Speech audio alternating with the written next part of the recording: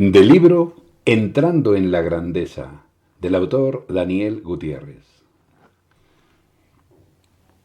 Estimados amigos, el día de hoy quiero compartir con todos ustedes un genial libro que cayó en mis manos que se llama Entrando en la Grandeza, de un autor llamado Daniel Gutiérrez, un libro de superación personal narrado al estilo muy particular de este autor.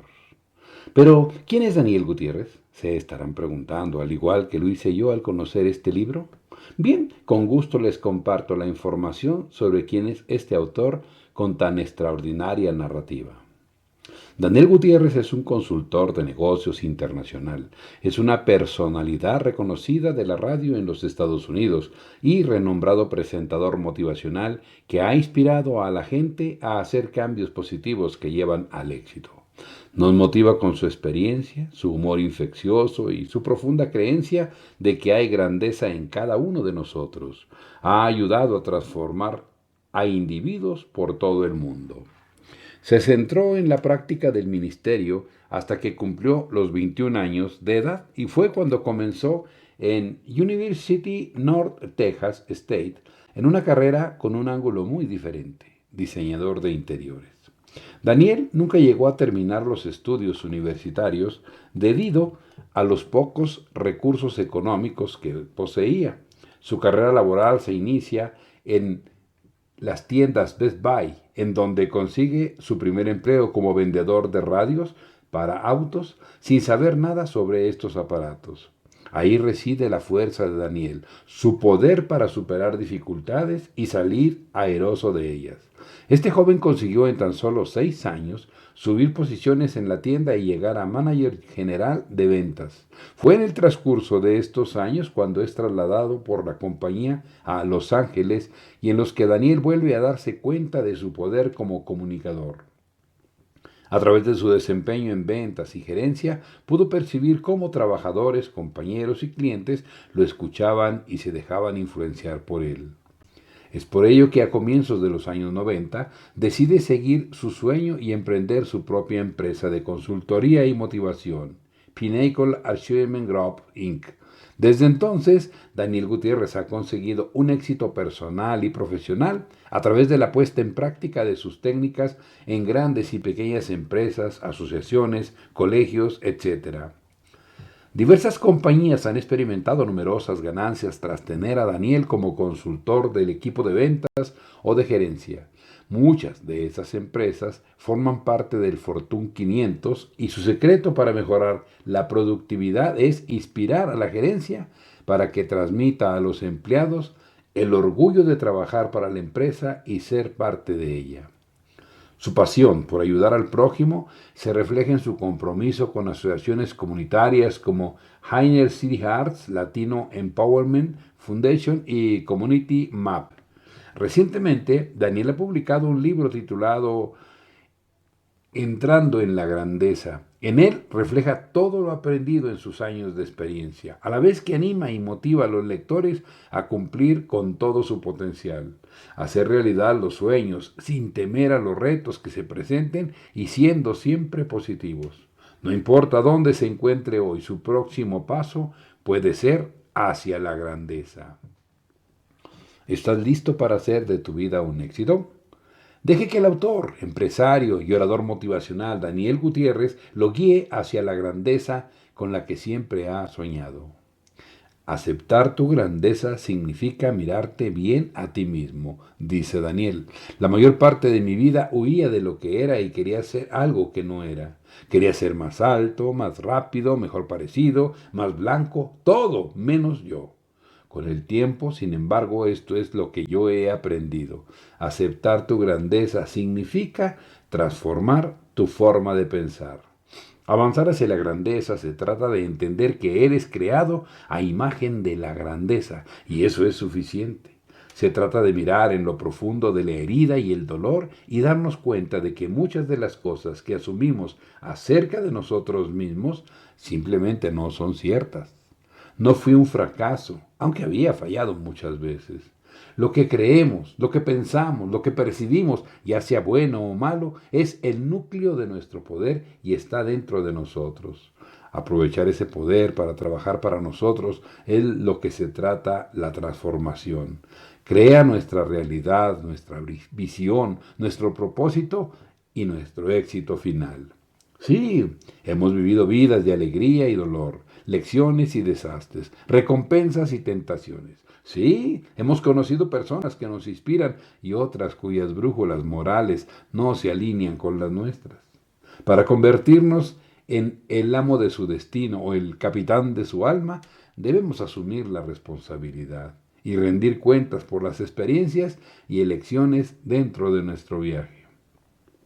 Tu vida, tus amores, tu pasión, tu trabajo, todo puede traer la alegría que te impulsa hacia adelante de una manera que inspira, alienta y aspira a cosas más grandes. El éxito está a la espera de suceder. Solo da el primer paso hacia tu grandeza ahora. Entrando en la grandeza. Daniel Gutiérrez.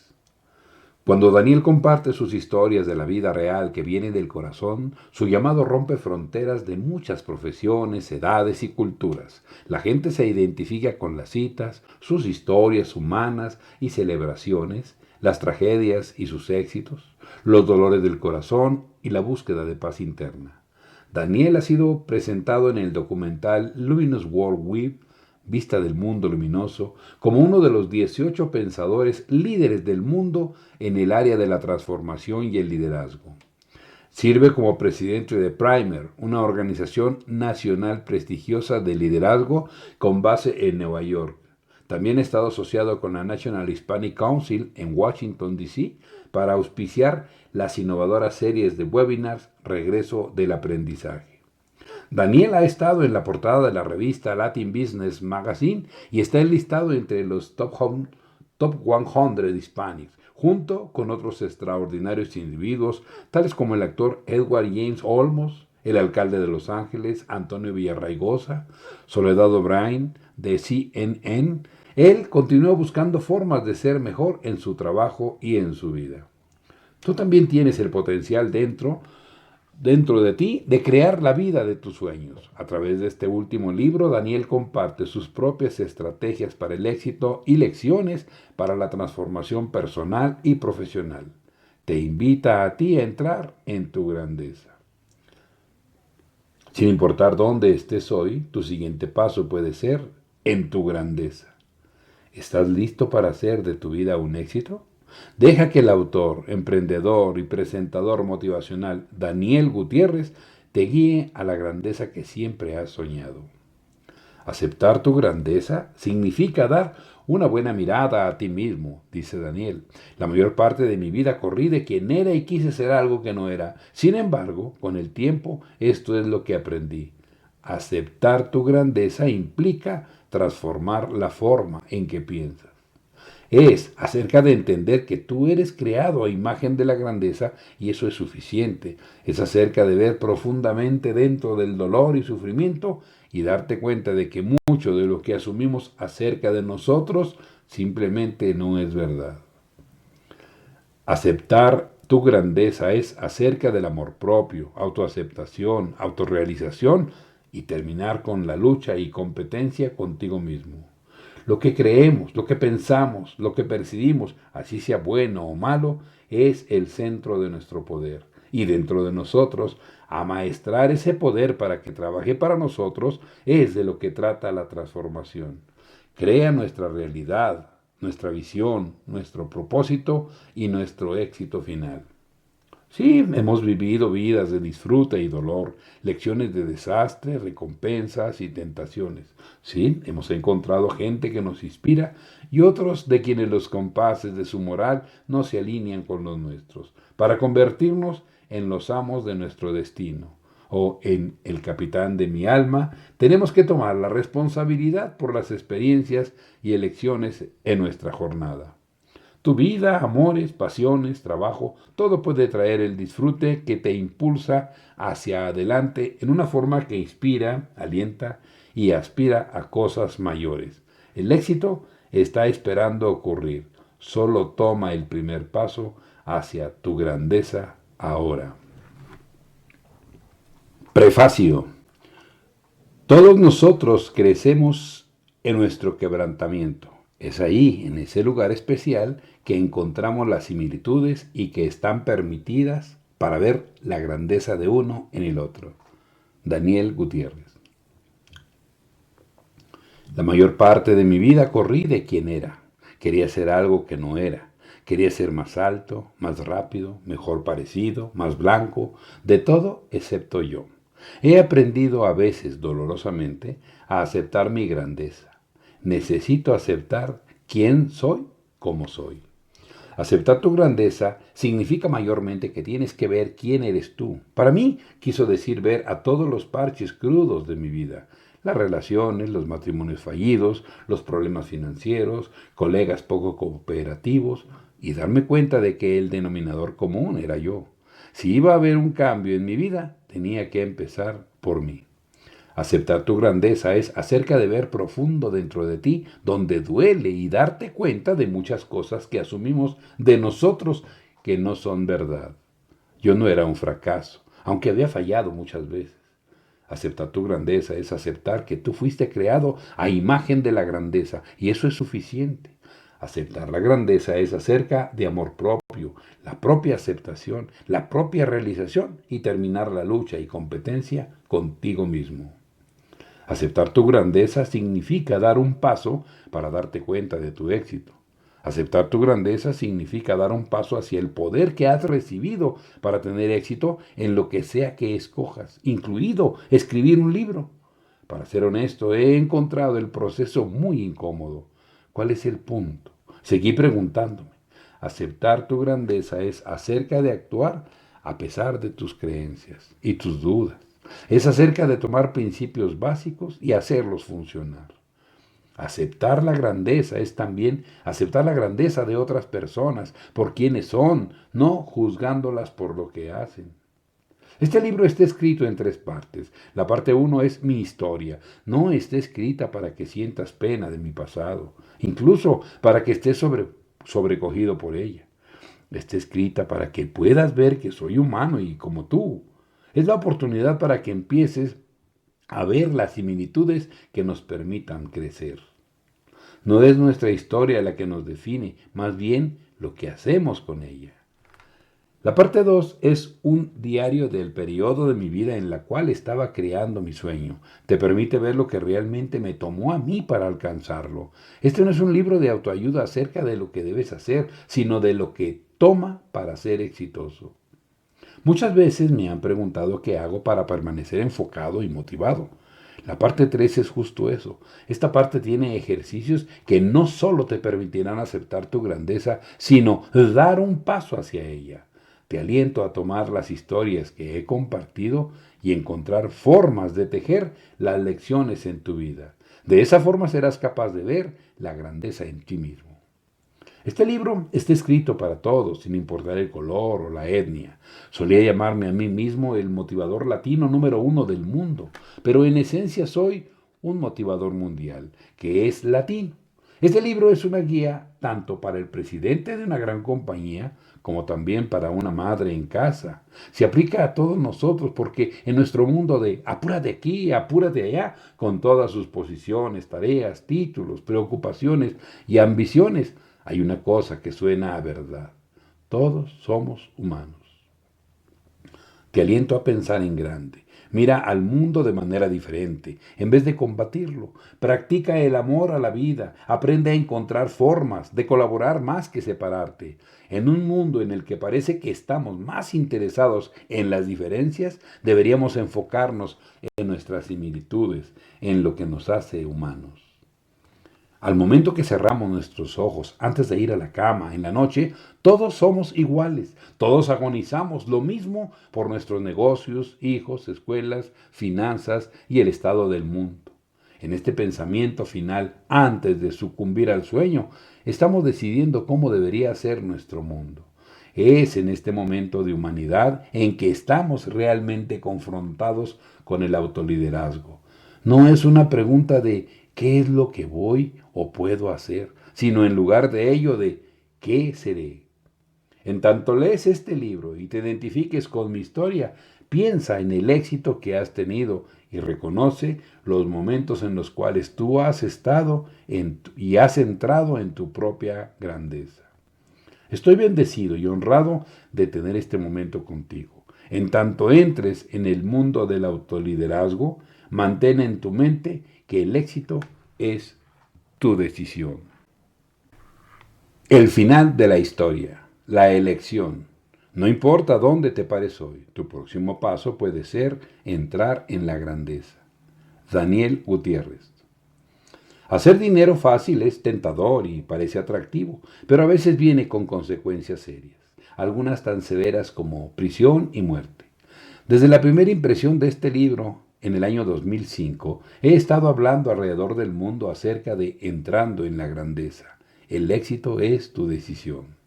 Cuando tengo el privilegio de hablar a gente joven acerca de las elecciones que ellos hacen y cómo esas elecciones pueden impactar su vida, me veo a mí mismo y las elecciones que he hecho. Espero poder ahorrarles algún dolor que proviene de hacer las decisiones incorrectas. Con frecuencia cuento la historia de dos chicos que crecieron con los mismos padres, la misma casa, las mismas escuelas y el mismo pueblo. Ambos hicieron decisiones que puso uno a cambiar el mundo y al otro a entrar y salir de prisión, desesperado por encontrar su lugar en el mundo. Desafortunadamente, nunca lo logró. Aquí está la historia. Dos mundos distintos. Cerca de 35 millas al este de Dallas se ve un viejo pueblo llamado Midlothian, Texas. Este es la clase de pueblo en el cual todos conocen a todos y también conocían sus negocios. Tenía grandiosas escuelas, grandes iglesias y la grandiosa vida de Texas. En las afueras de este pueblo vivían dos hermanos. Había una diferencia de 25 años entre los dos. Aunque el hermano mayor había luchado en sus años de juventud y había hecho algunas decisiones incorrectas, en su corazón siempre parecía conocer la diferencia entre lo bueno y lo malo. Y siempre quería hacer lo bueno. Tan pronto como pudo limpiarse el polvo de los zapatos de ese viejo pueblo durmiente, él se fue. Él se había propuesto cambiar al mundo y se fue a hacer justamente eso a la edad de 18 años.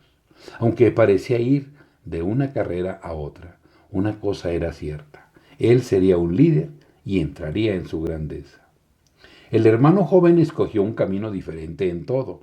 Desde su edad temprana había estado en problemas con la ley y pasaba el tiempo con lo que en el tranquilo pueblo, se conocía como la gente equivocada. Él parecía luchar con quien era y guardar una gran rabia que la mayoría no podía entender. Entrando y saliendo de establecimientos correccionales, parecía con todas las buenas intenciones de terminar en el mismo lugar, la cárcel. Ahora los dos muchachos tenían los mismos padres, crecieron en el mismo pueblo, fueron a las mismas escuelas y crecieron en la misma casa. Uno tendría que rascarse la cabeza y preguntarse, ¿cómo es que dos chicos del mismo pueblo, mismos padres, misma escuela y misma casa podrían ser tan diferentes? La respuesta a esa pregunta siempre será un gran misterio. En tanto la historia prosigue, el hermano mayor terminó como presentador profesional, autor y consultor. Esta fue una forma en la cual podía llegar a gente que, aún atravesando por adversidades, podían obtener lo que quisieran. Quería que la gente supiera que sin importar dónde había crecido, cuán pobres o ricos habían sido, quiénes fueron sus padres, no tenía nada que ver con el éxito verdadero. El hermano menor no tuvo la misma suerte. Entró y salió de prisión y se le dio todas las oportunidades por la corte para mejorar sus acciones. En su última visita a la penitenciaría estatal, el hermano menor encontró la religión. Estaba seguro de que esta vez sí saldría de prisión y que caminaría por el camino de la rectitud. Había tenido suficiente de la vida tras las rejas. Cuando regresó a casa, él mostró su nueva religión encontrada y su deseo de ser artista. Había aprendido a ser un gran artista y pensó que podía ganar un grado para llevar una vida honesta. Parecía estar cambiando realmente para mejorar. Hay un dicho que dice que no vas a cambiar hasta que estés en el fondo. Parecía que había tocado fondo. La familia se sentía mejor acerca de su futuro. Entonces, un día, la madre del joven chico recibió una llamada que estremeció a toda la familia. Era la policía. ¿Qué podían querer? Pensó la madre. Quizá él estaba en problemas otra vez. Entonces el policía preguntó lo impensable.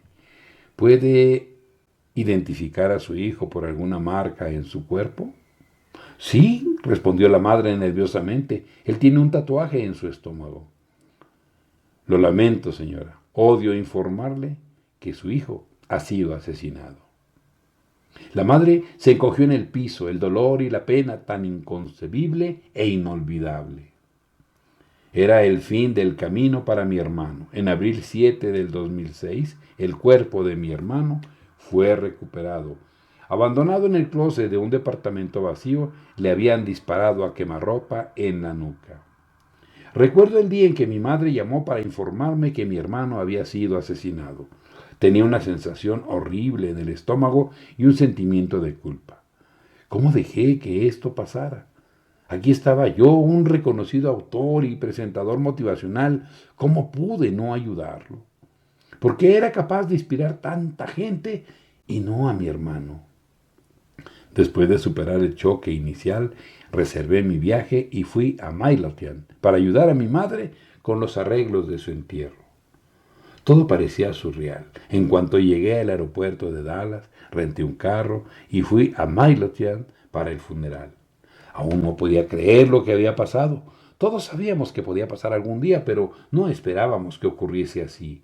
Mientras estaba en sus veintitantos, tan joven, tan irónico a causa de que se había comprometido tomar cargo por su vida y cambiarla. El día que mi hermano iba a ser enterrado, tuve que viajar a Bangkok por negocios. Tenía un viaje reservado, sin reembolso a Osaka, Japón, y tenía que tomar el primer vuelo a California. Luché con la decisión de quedarme o irme. Había hecho todo lo posible para ayudar a la familia a superar la tremenda pérdida y estaba tratando de superar mi propio dolor y pena. Pero en mis entrañas sentía que era el momento de irme. Pensé que mi hermano estaría bien con eso.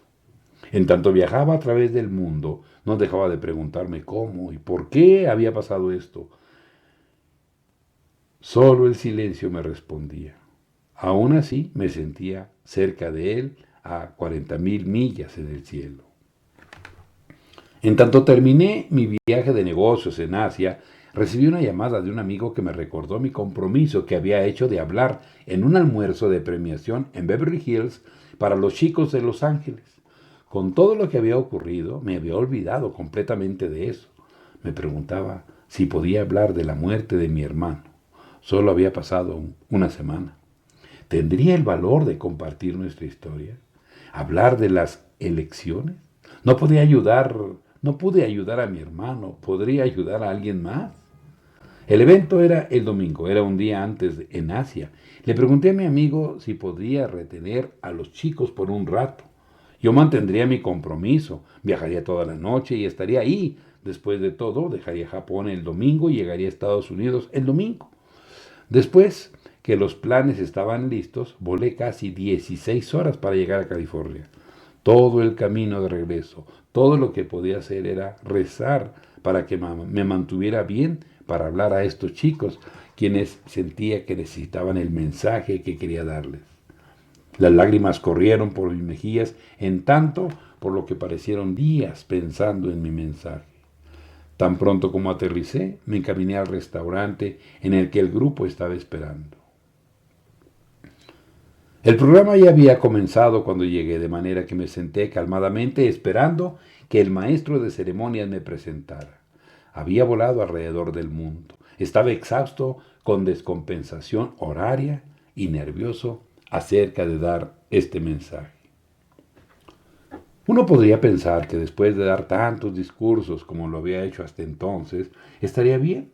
Sin embargo, este mensaje sería diferente y tomaría mucho más valor de lo que había necesitado para dirigirme al público, especialmente a un público de gente joven, cuyas vidas podrían estar llenas de fuerzas siniestras como la vida de mi hermano.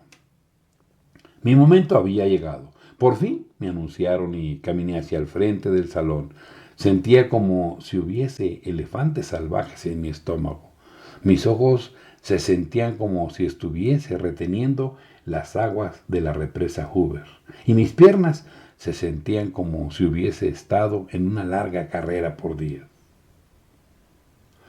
Nosotros quisiéramos presentar ahora a nuestro orador destacado, que ha viajado desde Asia para estar con ustedes hoy.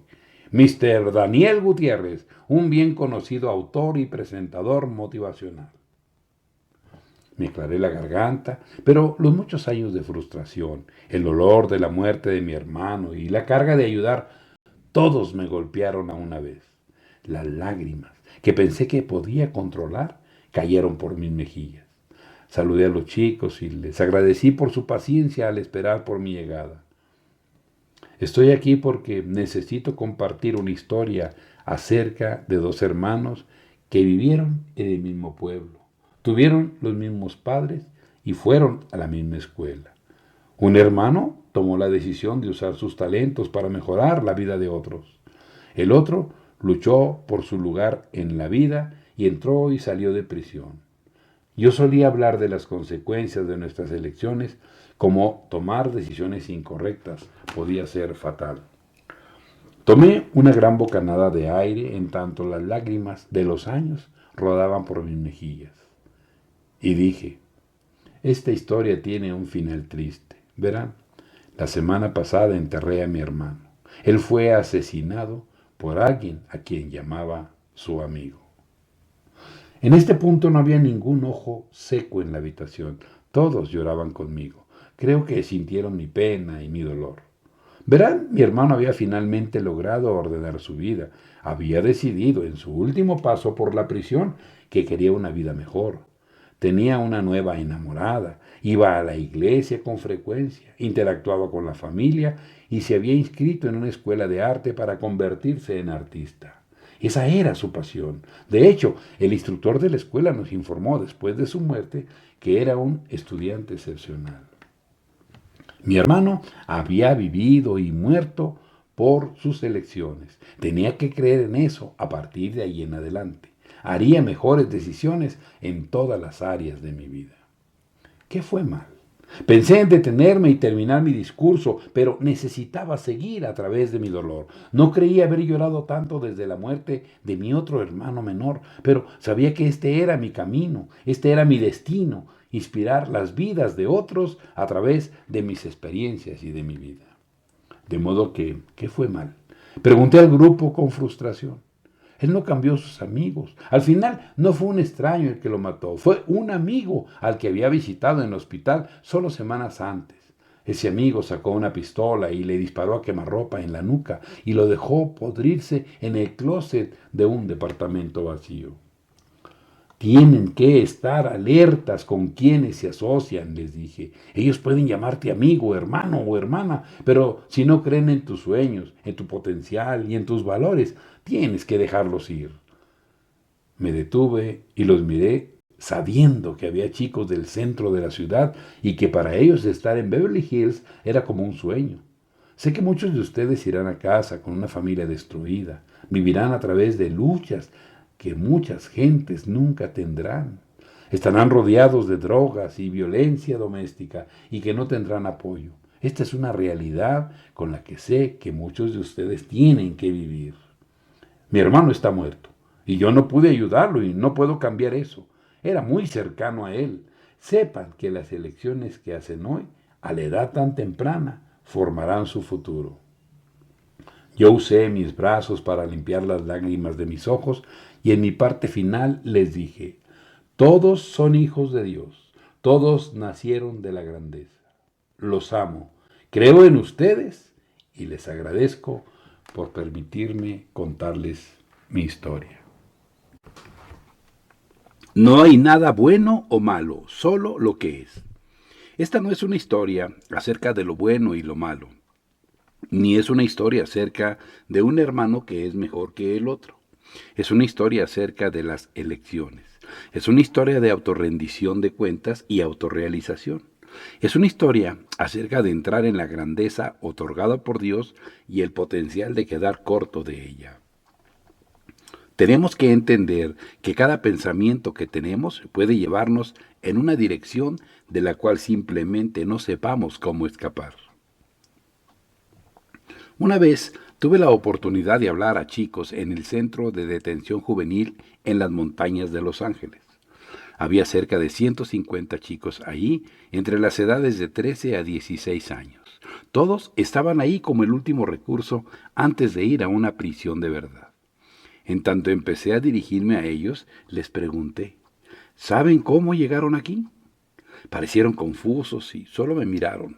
Pregunté otra vez, ¿saben cómo llegaron aquí, a este centro de detención? Aún no entendían, de manera que les pedí a todos ellos que cerraran sus ojos y que vieran en su pasado. Les dije, piensen en la primera vez que pensaron alguna vez en ser parte de una pandilla, de asaltar, robar carros, de negociar y usar drogas. ¿Lo entendieron? Ahora abran sus ojos. Ese pensamiento, ese pequeño pensamiento no asumido, los trajo aquí hoy. Alimentaron ese pensamiento con su música, sus amigos y su actitud, y eventualmente lo que empezó como un pensamiento se convirtió en realidad. Ahora, las buenas noticias. Si pueden cambiar sus pensamientos, pueden cambiar su vida. Creo que ellos entendieron el mensaje. Mi hermano hizo las elecciones para apoyar sus pensamientos negativos. Conociendo la verdad, mi hermano era un buen chico y no merecía que le dispararan en la nuca como a un perro. A los 22 años de edad tenía toda la vida por delante. No es acerca de lo bueno y lo malo, es acerca de ver con profundidad dentro de nosotros mismos y de tomar nota de quién somos y en lo que nos vamos a convertir. En millones de años nunca podía haber entendido por lo que mi hermano estaba pasando. Había más de 20 años entre nosotros y puede que no lo haya conocido tan bien o conocido su mundo. Lo que sí sé es que todos tenemos una historia. Todos podríamos ponernos en un gran círculo y contarnos nuestras historias, cantar kumbaya y llorar. Sin embargo, no es eso para lo que está nuestra experiencia. Tenemos que movernos y superar nuestros errores, esos pensamientos negativos y malas decisiones para cambiar nuestras vidas.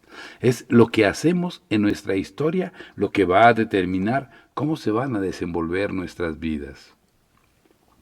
Entrando en la grandeza es la historia de mi búsqueda de la grandeza, mientras que permanezco fiel a mi visión y a mí mismo, y de cómo aprendí a entrar en esa grandeza. Este es el fin de la historia de mi hermano, pero la mía debe continuar. Su historia se entretejió con la mía, le agregó sustancia a ella, me puso de rodillas y me enseñó lecciones. Aquí está mi historia, con toda su cruda verdad. Yo he hecho y sigo haciendo elecciones que resuenan con mis valores centrales, que me retan a levantarme y rendir cuentas, que me ayudan a relacionarme con otros en mi camino. Espero que estas elecciones continúen transformándome, en tanto que siempre busco convertirme en un hombre mejor. Confío en que no se van a impresionar y entristecer con mi historia, sino que van a encontrar el lugar en el que ustedes y yo somos iguales. Este es solo el comienzo de su historia. Actúen con las elecciones que llevarán su vida a donde siempre soñaron con estar. Y entren en la grandeza. Parte 1. Todos tenemos una historia. ¿Y qué? Capítulo 1. El chico de Minglotian. A veces me pregunto si Dios estaba de alguna forma tratando de retarme. Parecía que estaba tratando de moldearme en un hermoso jarrón, aun cuando me había conformado con ser un simple cenicero. Daniel Gutiérrez. Mi padre llegó a casa ebrio como lo hacía con frecuencia, una noche, cuando tenía 5 años. Era el cumpleaños de mi hermano menor. En lugar de velas y regalos, lo que recuerdo es su mano alrededor de la garganta de mi madre, mientras que la otra mano blandía un cuchillo. Te mataré, perra. Él le gritó a ella, mientras que mi hermano y hermana se sentaban en silencio sacudiéndose en el sillón. Yo me sentí paralizado, me aparté y me quedé parado ahí como una estatua, mientras que mi madre me gritaba que llamara a la policía. No podía, no sabía cómo usar el teléfono, estaba impotente para ayudar a mi madre. Todo lo que podía hacer era llorar y rogarle que la dejara. Eventualmente, alertada por un vecino, la policía llegó y lo detuvo. Esa fue la última vez que lo vi con vida. En el lapso de un año murió en un accidente de carro en Florida. Esa noche, tanto tiempo atrás, sería uno de los eventos más formativos de mi joven vida. Estaba impotente y eso me aterró. Esa noche decidí algo acerca de mí mismo. Era un fracaso. Luego, cuando las cosas se ponían difíciles, yo me desligaba, yo renunciaba en vez de ver las cosas como eran. Dicha sea la verdad, en mis días más oscuros aún puedo oír una pequeña vocecilla en la parte de atrás de mi cabeza y puedo claramente imaginarme a mí mismo, un niño flacucho, pequeño, aterrado, incapaz de ayudar a la mujer que me cuidaba de la mejor manera que podía. Mi madre era mi vida y yo había sido un inútil. Hasta cierta edad, mucho del éxito que obtuve no nació del deseo de ganar, sino del temor al fracaso. Era ese miedo el que me guiaba hasta que lentamente, pero con seguridad, en tiempo largo de experiencia, confianza y madurez, devine a aceptar mi propia grandeza como hombre, como latino y como ser humano. Esa pequeña voz en la parte de atrás de mi cabeza, la que decía que no era bueno para nada, la que sonaba como un tren de carga corriendo entre mis oídos, finalmente empezó a disminuir cuando me di cuenta de que había sido creado por mi Dios para ser un triunfador, para lograr todos mis objetivos. Nunca pude deshacerme completamente de esa voz, pero con seguridad puedo ignorarla y hacer lo mejor para continuar hacia adelante y hacia arriba. Alcanzar tus sueños es acerca de fe en lo que tienes por cierto. En tu corazón se manifestará con trabajo duro. Daniel Gutiérrez. Mi madre era una trabajadora inmigrante en Dixon, California, de manera que pasamos mucho tiempo en el campo. Éramos muy pobres. Nos crió por mucho tiempo con el bienestar y queso gubernamental. Una fuente de bromas ahora, pero algo que necesitábamos para sobrevivir. A veces el queso, los frijoles, las tortillas y los huevos era todo lo que teníamos por semanas. En retrospectiva, veo que la vida de mi madre debe haber sido terriblemente difícil, más difícil de lo que mi joven mente era capaz de comprender. Y ella trabajó muy duro para proveernos por sí misma, por mucho tiempo. Aún así, nunca oí sus quejas. Tenía una sorprendente capacidad para resistir la adversidad, algo que aún hoy trato de repetir en mi vida. De regreso entonces, Dixon era un pueblo muy pequeño en la parte agrícola central del valle.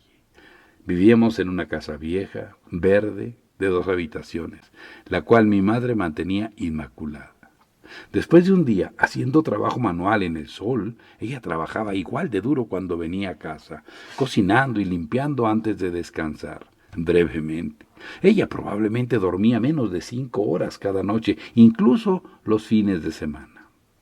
Un árbol gigante de higos en la parte del frente de la casa le prestaba una belleza muy necesitada a los deprimentes alrededores del pueblo. Mi hermano, mi hermana y yo usábamos un cementerio abandonado como campo de juegos. Éramos cercanos como niños, pero de adultos nos fuimos por nuestros propios caminos en un intento de escapar a nuestras memorias de nuestro crecimiento.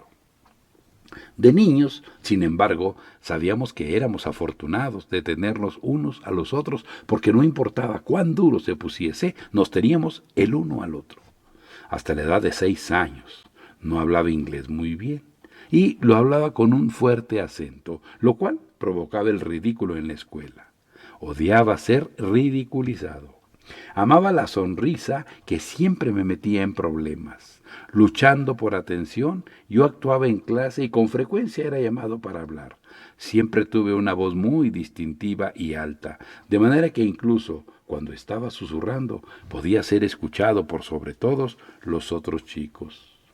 Recuerdo al director decir a mi furiosa madre que no entendía cómo podía un chico tan tranquilo meterse en tantos problemas. Me molestaba mucho ser identificado cada vez, pero más tarde en la vida esa voz distintiva sería reconocida como un talento en vez de algo de lo que me avergonzase. Realmente yo solo quería ser gustado, estaba buscando el apoyo que no tenía en casa. También sentía que los padres de algunos niños no me querían cerca de ellos porque no tenían el color correcto. Incluso a tan temprana edad tenía una fuerte tendencia a enfocarme en lo negativo. Yo ya era bastante cínico, tenía un sentimiento perpetuo de no saber lo que se suponía que tenía que hacer, cómo se suponía que tenía que actuar o por qué había incluso nacido. Además de mi madre, no tenía modelos de comportamiento en mi vida. Estaba volando la mayor parte del tiempo y las reglas en general tenían muy poco sentido para mí. Por fuera, yo era bastante tranquilo, pero por dentro estaba lleno de una agitación rugiente. Lo que ensombrecía todo lo demás era mi propia duda de mí mismo, especialmente luego que mi madre declarara que yo era el hombre de la casa, a la edad de 7 años. Ella se sentó y declaró que esperaba que tomase un gran rol en cuidar a mis hermanos. Encima de todo, estaba prohibido enfermarse. Nadie tenía el tiempo o la energía para ello. Tomé mi trabajo con seriedad, aunque era bastante intimidante. Todo lo que quería era ser un niño común, con una familia común. Lo que quería era ir a acampar y pescar, como los padres de la televisión hacían con sus hijos. Quería a alguien que me quisiese y me cuidase. Estas fantasías de la niñez caerían deplorablemente lejos de la realidad. Cuando tenía 10 años, nuestra madre nos mudó de California a Texas junto con un hombre que ella conoció, mi futuro padrastro. Me inscribieron en una nueva escuela, en un nuevo estado, y sentí como un forastero por todos lados. Nunca fui muy popular en la escuela y mi acné limitó mi interacción con las chicas. Mi situación se hizo más difícil porque era uno de los muy pocos hispanos en la escuela, uno de los mexicanos, ellos decían con desprecio. Por encima de todo, era el más pequeño de los chicos de la clase.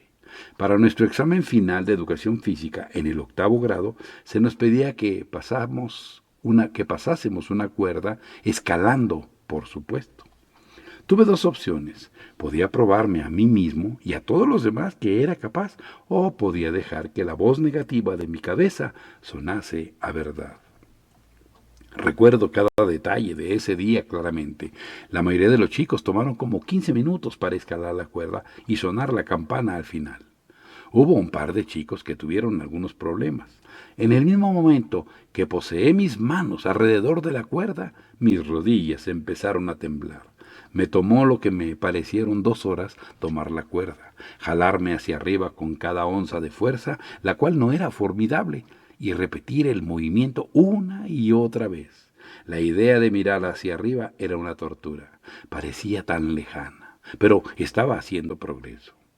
Cuando saqué el último ápice de energía que tenía, moví mis dedos contra la campana. Mi vida cambió de una manera profunda. Había conquistado esa voz quejosa.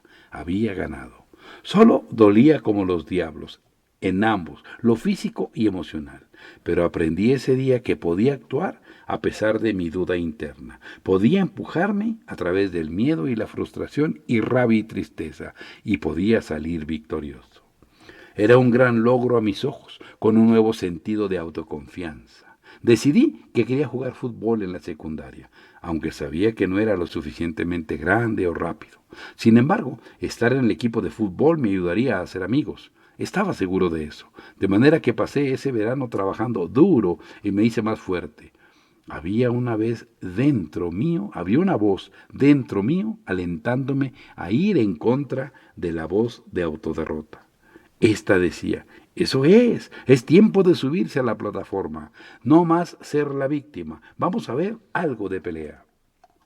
Fue como un rayo. No iba a dejar que nadie me diga que yo era muy pequeño, o muy marrón, o muy pobre. Como repetidamente trabajé mis músculos todos los días, mi cuerpo creció en ambos, estatura y altura, lo cual actuó como un incentivo más. A principios del año escolar, yo me había transformado de un debilucho en un atleta. Fui aceptado por el equipo en mi primer año.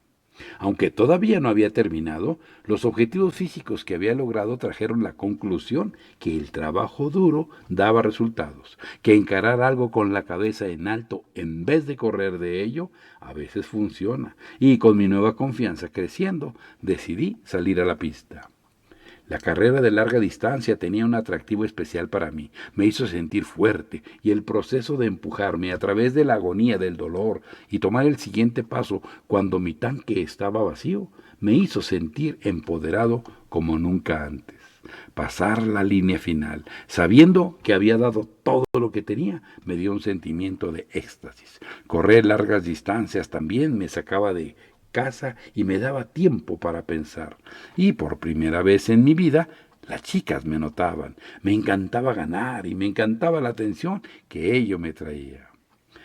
Noté que los corredores de velocidad tenían incluso más atención de los entrenadores y los otros chicos, de manera que pensé en entrar a la carrera de los 800 metros en un encuentro deportivo del distrito. El entrenador no creía que fuese lo suficientemente rápido, pero eso no me perturbó. Le pedí a un amigo que me prestase sus zapatos, porque él tenía el tipo y talla correctos para la carrera. El arma se disparó y 30 chicos salieron corriendo como el viento. Me enfoqué en la tierra enfrente mío, bloqueando las distracciones, incluyendo las internas a las que aún tenía una tendencia a crear para mí. El periódico local tomó una foto de mí corriendo hasta la meta. La foto hacía parecer que ganaba, aunque al final terminé en sexto lugar. De la manera en que lo vi, había 24 corredores detrás de mí. Mi entrenador estaba en shock. Fui lo suficientemente honesto para decirle que los zapatos que me habían prestado eran muy apretados, que había estado corriendo solo para quitármelos.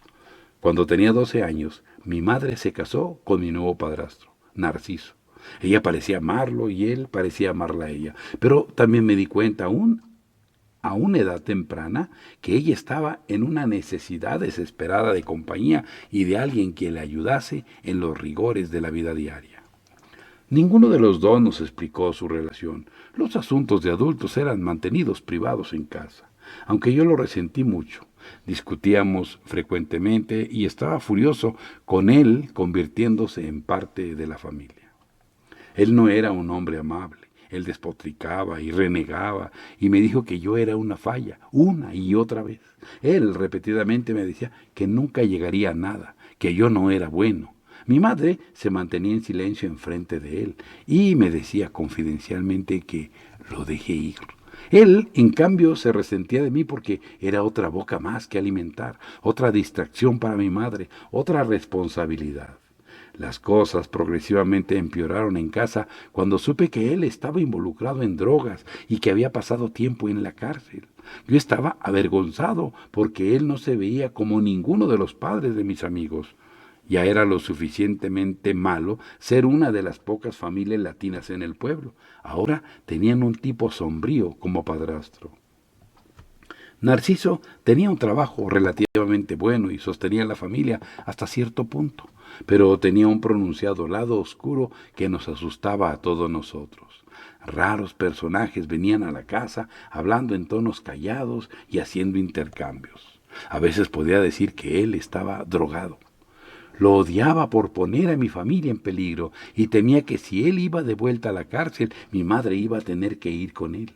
El pensamiento me enfurecía y la rabia creció con el tiempo. Las discusiones abiertas y honestas no eran bienvenidas en casa. Todo era barrido bajo la alfombra e incluso mi madre actuaba como si no hubiese nada fuera de lo común. Pensé en entregarlo a las autoridades, pero tenía miedo. En cierta ocasión se puso tan mal que una noche, mientras él estaba durmiendo, me colé en su cuarto con una escopeta cargada de su propiedad. Tenía 16 años.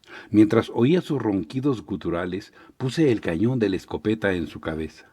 Mi dedo fue cerca del gatillo mientras me sentaba por lo que parecía una eternidad, pensando en lo que estaba por hacer. Si recibía 10 años por mi crimen, aún estaría en los 20 para cuando saliese. Era capaz de racionalizar el acto. Miré a mi madre y me di cuenta de que de hecho estaría matándola a ella también. Ella ya había pasado por tantas cosas. Bajé el arma y me fui. A los días del incidente, tomé el carro de mi madre y manejé 100 millas a la casa de mi tía en Broadwood, Texas. Yo ya había tenido mi participación equitativa en experiencias traumáticas como adolescente. Un número de enfermedades y heridas me habían delineado. Tuve una cirugía de rodilla después de una lesión de fútbol, pero al menos había algo de honor en eso. Luego, manejando a más de 90 millas por hora, golpeé a un carro estacionado. El motor del carro terminó en mis piernas, rostro y hombros. Pensé que mi tiempo se había terminado. Era tarde en la noche y mientras me paraba reclinado contra un carro vacío que había golpeado, alguien paró. Un par de tipos pararon, difícilmente capaces de hablar de lo ebrios que estaban. Un tercer hombre en el carro los convenció de dejar la escena en vez de ayudarme. Minutos más tarde otro hombre paró y llamó a la ambulancia. Él salvó mi vida. Para el momento del accidente acababa de salir del hospital por un caso de neumonía. Extrañamente, siempre me ponía en la misma habitación del hospital. Las enfermeras decían que la iban a nombrar con mi nombre. No soy supersticioso, pero eso me dio una pausa. Quizá Dios estaba de alguna forma probándome, pensé. Fui enjuiciado como resultado del accidente mientras vivía con mi tía. Para mi sorpresa, el padre de un amigo del colegio, Bob Hines, vino en mi ayuda. Él era sheriff y su esposa trabajaba para el Servicio de Protección al Menor. De alguna manera, el padre de Bob me sacó de los problemas. Bob también me dijo que me extrañaban en la escuela y eso realmente me sorprendió. Lo que más me sorprendió fue la oferta de casa. Los padres de Bob me invitaron a vivir con ellos. Me mudé de regreso a mi casa y viví con la familia Hines durante mi año de juniors y establecí contacto con mi madre. En algún momento se sugirió que el señor y la señora Hines se convirtiesen en mis guardianes legales. Hablé con mi madre acerca de ello, desprevenido de cuál sería su reacción. Pensé que estaría aliviada, pero en lugar de ello, su pena fue inmediata y profunda. Ella dijo, si ellos se convierten en tus padres, tú no serás mi hijo más. Me mudé a la casa de mi madre de regreso, sabiendo que pronto me graduaría y que sería capaz de dejar la casa como un adulto. Mi padrastro y yo tuvimos éxito en evitarnos la mayor parte del tiempo. Él aún no sabía cuán cerca había estado de terminar con su vida. Al terminar la secundaria, como la mayoría de los chicos, no tenía ni idea de lo que quería hacer o a dónde quería ir. Carecía de dirección. Todos los veranos, mi madre nos había enviado a un campamento de Biblia. Era una situación de ganar, ganar para todos. Ella tenía un descanso de los chicos y nosotros teníamos comidas calientes. Los chicos de la iglesia siempre me habían mostrado amor y atención, algo que era escaso en nuestra casa, y allí es donde encontré la aceptación que tan desesperadamente buscaba. Sentía que pertenecía ahí, era el único lugar donde podía ir, en la cual el color de mi piel, cómo me veía o de dónde venía, no importaban. Siempre nos daban la bienvenida a mis hermanos y a mí con los brazos abiertos y un comportamiento alentador.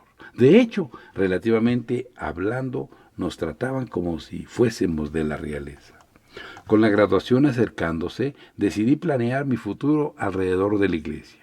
Me convertí en licenciado como ministro de la Iglesia Bautista a la edad de 17 años.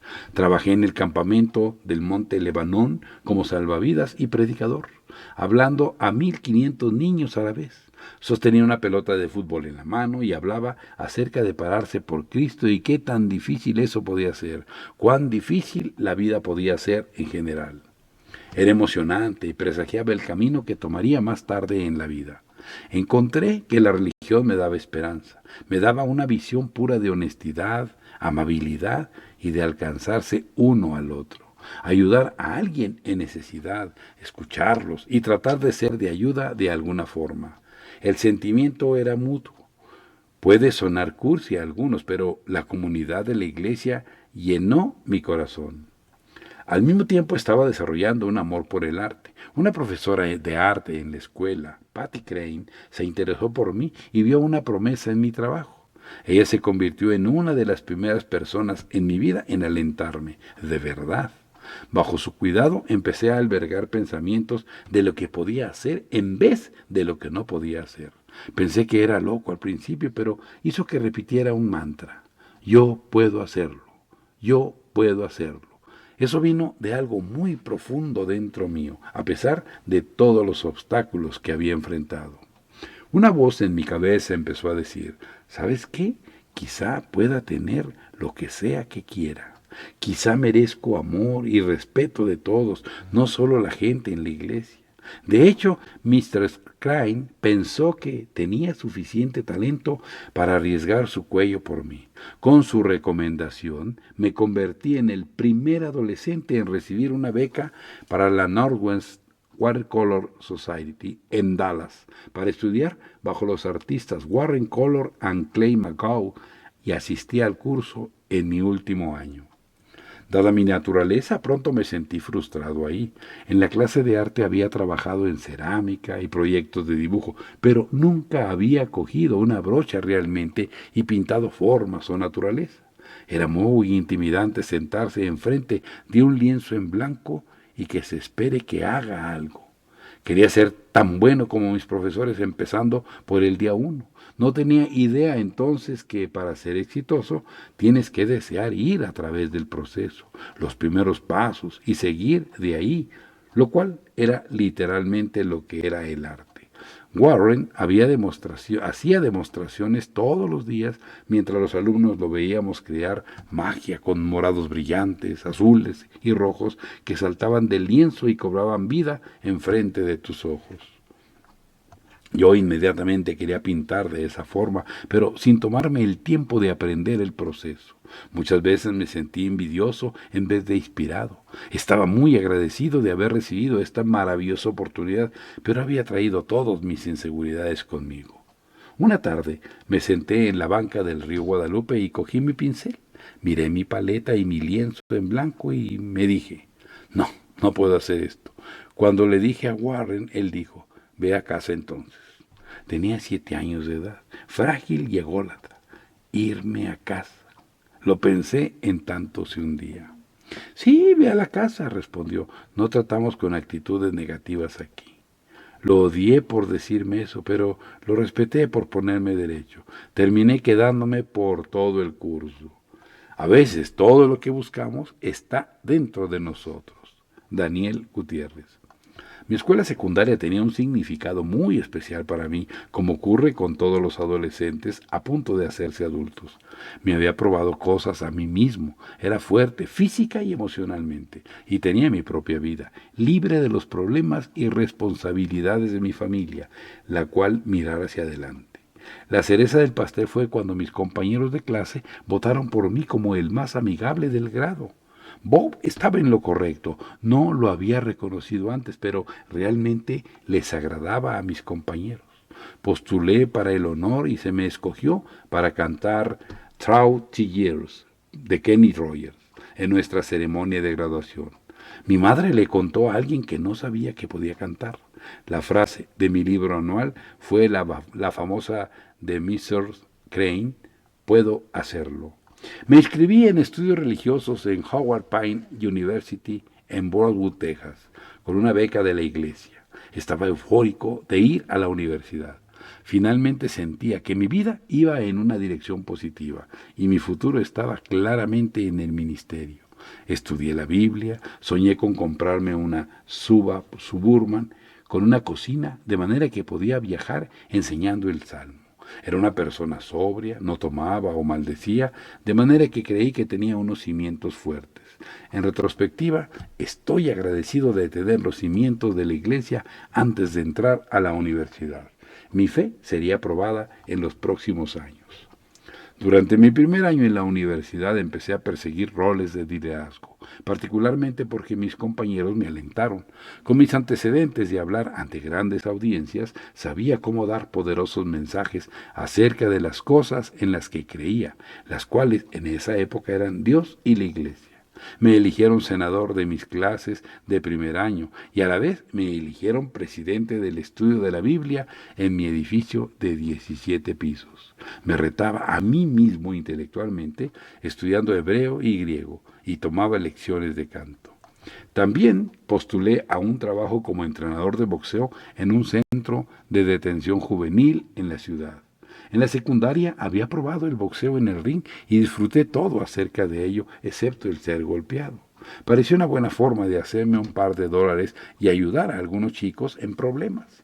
Se me pidió pasar unas pruebas intensivas de psicología como parte del proceso de evaluación. Los chicos en el centro de detención solo eran unos años menores que yo, y ellos querían ver si podía manejar la presión. Cuando llegaron los resultados, los psicólogos me hicieron pasar en su oficina y me dijeron, Dani, tienes una muy fuerte habilidad para persuadir a la gente que te siga. Ten cuidado a dónde los llevas. Inicialmente había formulado un plan a seguir a Dios como resultado de lo que experimenté en casa. Mi familia nunca mostró afecto. Era casi como si hubiese un código silencioso. Teníamos que asumir que se nos amaba y que nosotros amábamos. Permaneció sin ser mencionado. Yo también, quizá subconscientemente, pensé que si yo iba a seguir a Dios, tenía que tomar la dirección opuesta a la que mi padrastro había tomado. Lo más importante para mí era la iglesia y mi universidad me proveyó con lo que yo creí que sería honestidad. Estaba bajo la impresión que podía confiar absolutamente en la gente que me rodeaba. Luego, en el lapso de 24 horas, tuve una catastrófica revelación. Estaba viajando a las iglesias locales para hablar los fines de semana. Una iglesia bautista en Bromwood me envió una invitación, la cual acepté rápidamente. Nunca desperdicié una oportunidad de llevar la palabra. La noche antes de dar mi mensaje, salí con un grupo de jóvenes que también estaban estudiando para ser ministros. Siempre ha sido mi impresión que los estudiantes de las escuelas de la Biblia se comportan de cierta manera. Ellos estaban siguiendo a Dios y actuaban de acuerdo a ello. Era ingenuo. Esa noche vi muchas cosas por primera vez fuera del reino de mi padrastro. Estos hombres, que estaban supuestamente dedicados a estudiar el ministerio, estaban tomando, fumando hierba y hablando de dónde encontrar chicas para tener sexo. Me senté ahí en silencio, boquiabierto, preguntándome cómo había pasado de mi mundo seguro, estable, a este nuevo mundo, peligroso y perturbador. Estaba destruido. De hecho, mi sentido de pérdida fue tan profundo que temporalmente minó mi confianza en Dios.